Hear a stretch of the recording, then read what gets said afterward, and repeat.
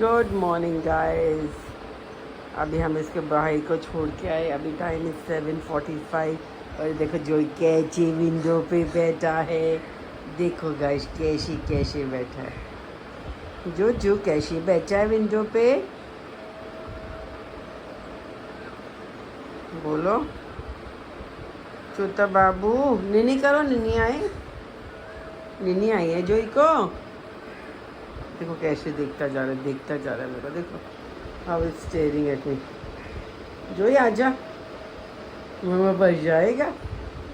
आज आपने बहुत तंग किया नीचे गाड़ी में। आप क्यों पुल करते हो गाइस? कमेंट करके बताना। उनके क्या करूँ मैं इसका, ये बहुत पुल करता है नीचे जाता है तो मतलब पूरा यहाँ से राउंड वहाँ से राउंड, तो समझ ही नहीं आती। आज इसके भाई का सेकंड पेपर है, सैटरडे ख़त्म होंगे पेपर।